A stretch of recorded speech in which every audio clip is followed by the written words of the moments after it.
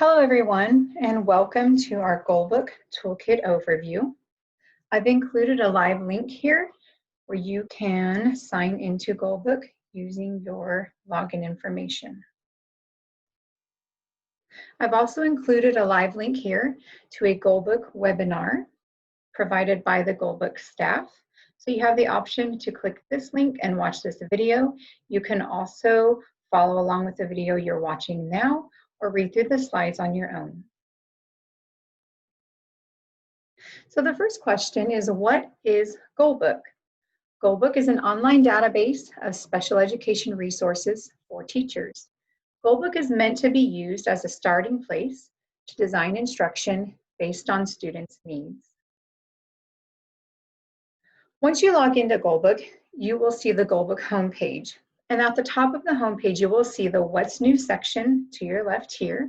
And this section will alert you to anything new to GoalBook.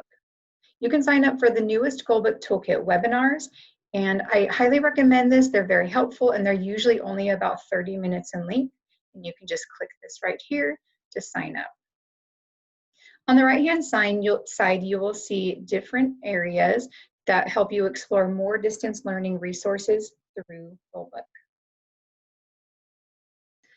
You can access GoalBook's resources from the toolbar at the top of the homepage or from the middle of the page as listed on the next slide. If you want to access the resources from the top of the page, you simply click Instructional Resources, and this drop-down menu will show up here, and you can click on each section. In the middle of the homepage, you'll also see the options to choose from in order to access all of GoalBook's resources. And we're going to explore each section in this training. And you would just simply click on whichever tile you need to explore. And then at the bottom of the homepage, you'll find the Your Saved Content area where you can save your favorite resources or create a library of folders to save and share the items. And you would just click this Your Library tile where you can access all of the content that you have saved into folders, or you can click the Your Favorites tile. You can also browse instructional content by subject area by clicking the subject area listed below. The first area we're going to explore is the Present Levels Wizard. So you would click the Present Levels Wizard tile directly from the homepage. And using the Present Levels Wizard, you can create curated content for a group of students or one student in particular. You can develop the present levels in all areas of need for a particular student. And you can access all of the assessment tools to gather baseline or progress monitoring data for either one particular student or a group of students. On the present levels page here, you would just need to input all of the information pertaining to a particular student. So you would type in the student's name. Then you would also input the student's actual grade level. And then you would check one or all of the student's areas of need. I prefer to do one area of need at a time, but you may want to do multiple areas of need at a time. And then once you've input all the information, you just click Develop Present Levels at the bottom, and it will take you to the next page. So the next page, you can choose areas of both strength and needs that you'd like to add to the Present Levels page of the student's IEP. By clicking on the Add button next to the chosen areas, that area will expand with more options. I prefer to only choose areas of needs when I'm looking for assessment tools, maybe to find a baseline or to progress monitor in a certain area. You may feel differently. Okay, but for this training, I'm only going to focus on reading fluency. So I would click Add on this area.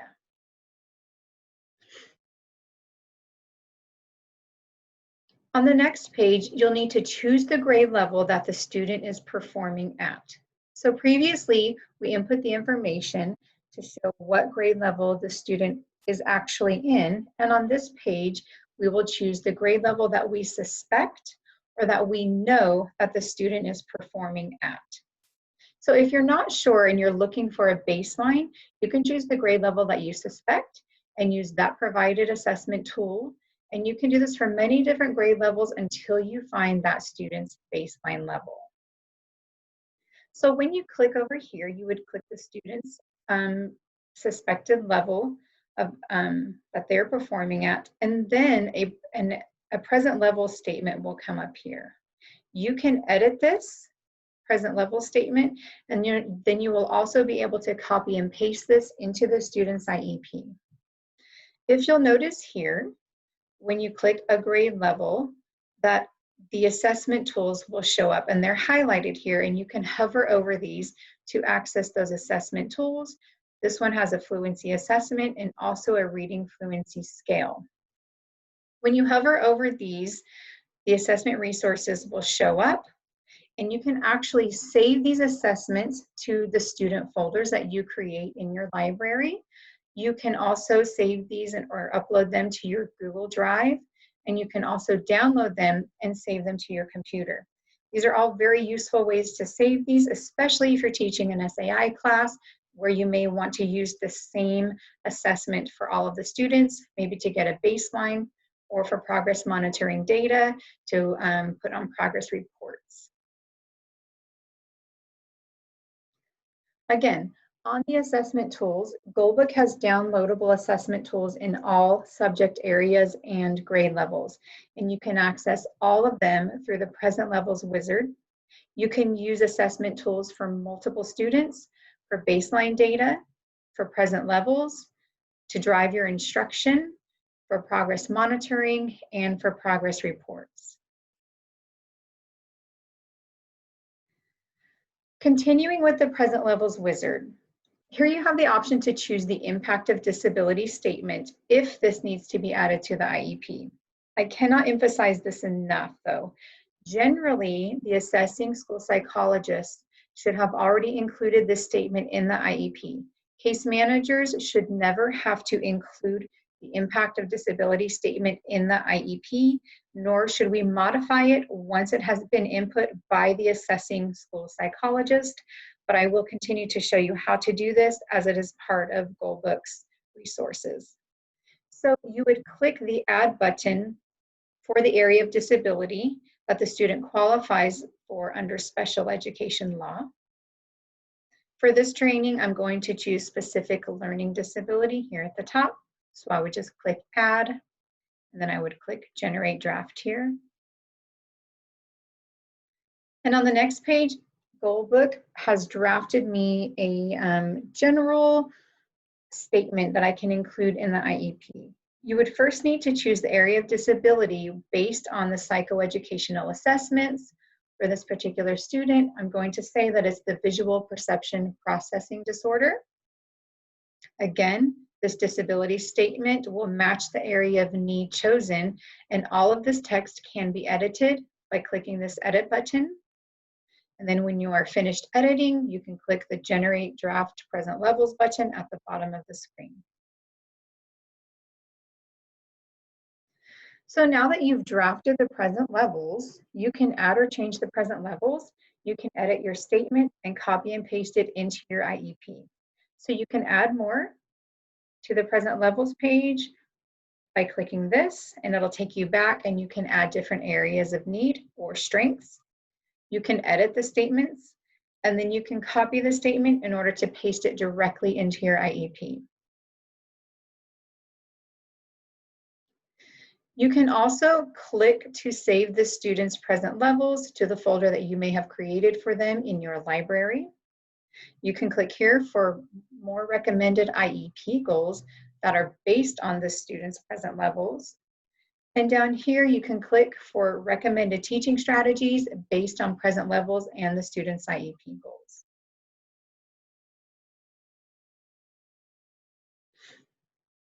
Okay, now we're looking back at the GoalBook homepage. We have just explored the present levels wizard, and now we're going to explore the personalized learning goal wizard in order to create a standards-based IEP goal. So once we click on the personalized learning goal wizard, it'll ask us to enter the student's name. So you enter the student's name and you just need to follow the prompts. You'll need to choose the learning goal in a specific subject area and then a more specific area. Choose the student's actual grade level, and then also choose the student's suspected or known instructional level. And this will give you some options: 1 or 2 grades above at grade level, 1 or 2 grade levels below, or 3+ grade levels below. GoalBook does recommend keeping the instructional level at the student's actual grade level, and I will show you why in the next couple of slides. And then you would just click Get Resources For, and then the student's name will be listed there. So now we're able to browse instructional content, okay? So what will come up on this page will be some blue tiles, and these are considered the anchor pages. And there are also some gray tiles, which are instructional content pages. We're going to explore the difference between the two. First, let's look at the gray instructional content tiles. So this is a page that will come up once you click on one of those gray tiles. If you notice at the right side of the page over here, you can add this particular goal to your favorites or save to your library as the goal is written here. And notice the goal is written at grade level. There are also data tracking sheets and progress monitoring ideas here. You can click on here, and all of these resources pertain to the particular goal written over here. You can also review the standard that the goal is connected to and include that in the IEP. Looking at the left-hand side of this page, you will notice that the editable goal is listed. You can click the edit button to make any changes that would help you write the goal more specifically written toward that particular student's needs. This particular goal is written at grade level, and this is where it's important and where GoalBook recommends choosing the student's instructional level as the same level as their actual grade level. GoalBook provides different levels of support for all of their IEP goals written at grade level. So you can choose from the options here on the left to rewrite the goal with increased levels of scaffolding and support. So this goal written at grade level will be written differently with a mild level of support, a moderate level of support, and an intense level of support. So depending on what level of support that you choose, mild, moderate, or intense, the IEP goal will be rewritten with increased supports and scaffolding. And again, it is editable. So here's the same goal written at grade level. When I click down here, I've chosen the intense level of support. You can see that the same IEP goal is rewritten in a way to show that the student needs an intense level of support. And then there will also be these highlighted areas that you can hover over and click on to access the resources needed to help teach this goal at an intense level of support.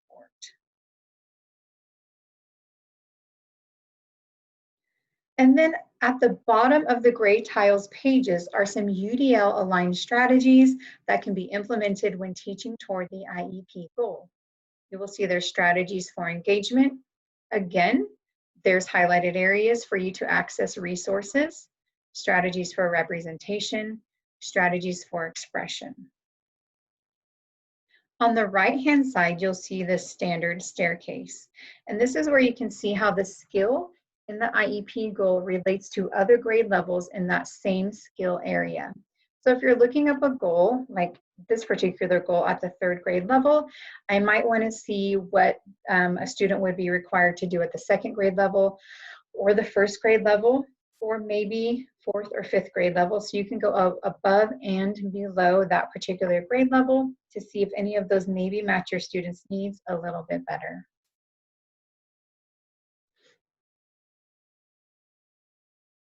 Okay, so we've explored the gray content area tiles. Now let's look at the blue anchor pages. So the blue anchor pages are a bit different than the gray content tiles. The blue anchor pages show the key standards for each grade level or the skills that are most assessed for that particular grade level. So we're going to click on a blue tile. And then those blue anchor tiles will take you to a page that looks like this. It will show the annual target goal, and it's written at grade level. And then you have the yellow highlighted strategies that you can click on for those resources. And then on the blue anchor tiles, it will also have quarterly objectives written for that goal written at grade level. Notice when you click a blue tile, you do not have the option to choose the different levels of support, the mild, moderate, or intense. That is only available on the gray tiles. For this particular IEP goal, it will also offer progress monitoring assessments and data tracking forms over here on the right-hand side. And then again, you can also save it as a favorite or save this to your library. Okay, the next area that we're going to explore is the Browse Instructional Content section. You can click this from the home page.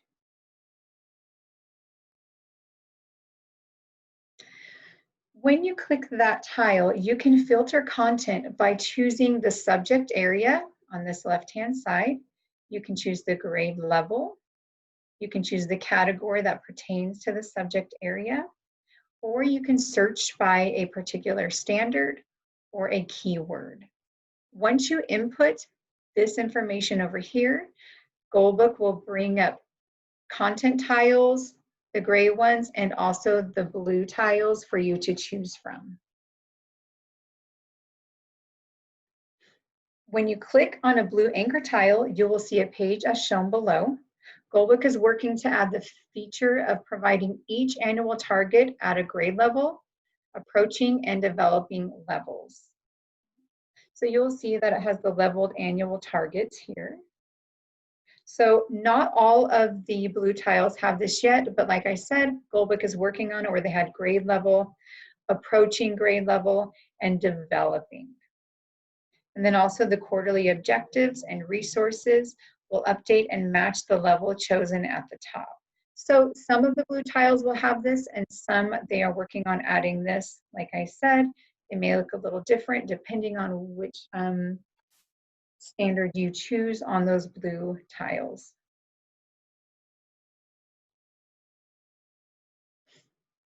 Let's talk about the strategy wizard. So from the home page, you can click on the tile for strategy wizard. Again, it provides information for you to input to filter the content. So you'll just fill in the filter areas to search for your desired strategy. So you're not choosing a particular student at this point. Now you're just looking for a particular teaching strategy, maybe to use for a particular student, or choosing a strategy for a particular SAI class that you might be teaching. So you would input the area or the subject that you need a strategy for, address a barrier related to that subject area. And for students in grades, you can also choose this for whatever grade levels that your students are working at. And then you would click Find Strategies at the bottom here. I took a snippet of just a portion of the screen. So you would need to click on a Provide a Strategy tile to implement the specific strategy.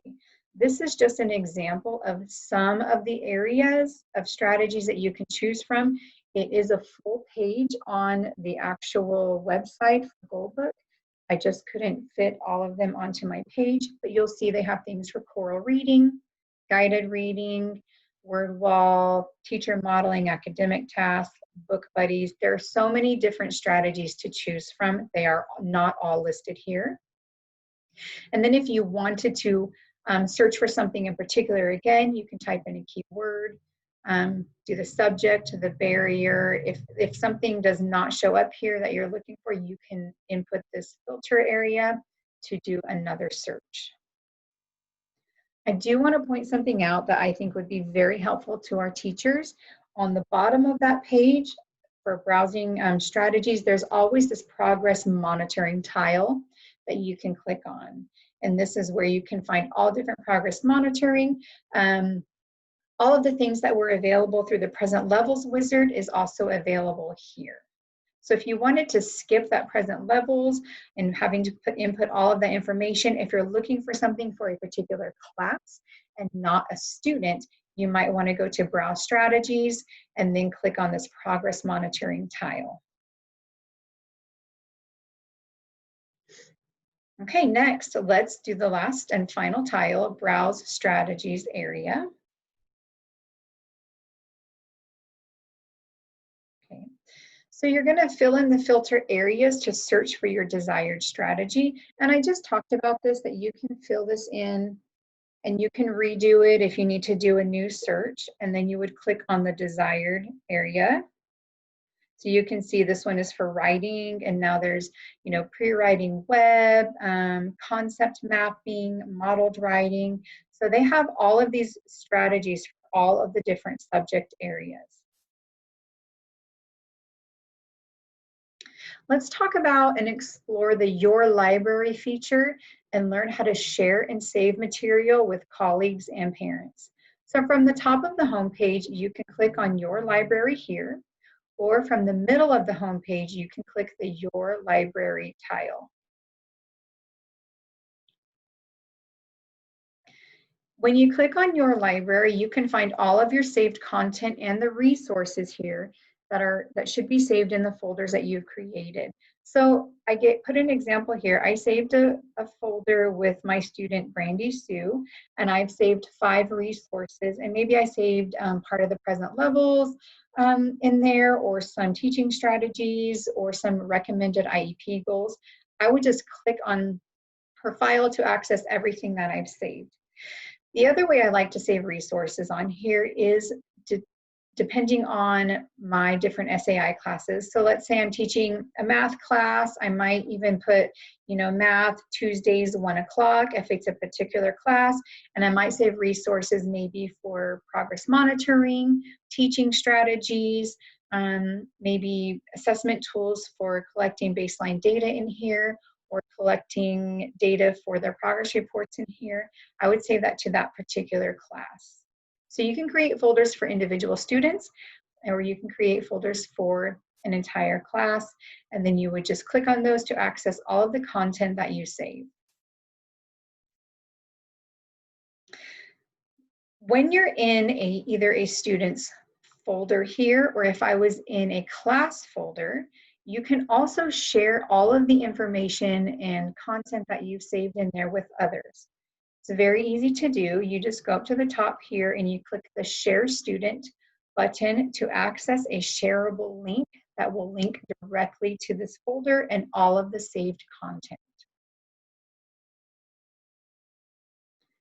The next page will give you a link, and you'll need to click the copy link button and email the link to anyone that you'd like to share your saved content with. Those you may want to share content with, maybe a co-teacher, maybe a substitute teacher that's going to be teaching your class for that day. Maybe you want them to collect some baseline data on students, so you would provide the progress monitoring paper in there, or maybe with parents, even if you have some instructional strategies that you want to share with parents. One thing to know is that those you share a folder with in GoalBook, they do not have to have a GoalBook account to access the folder. As long as you send them the link, they can click that link and access that folder. They won't have access to anything else on GoalBook, only the content that you share in that folder. I'd like to thank you for attending today's training on GoalBook. Please let me know if you have any questions. Have a great day.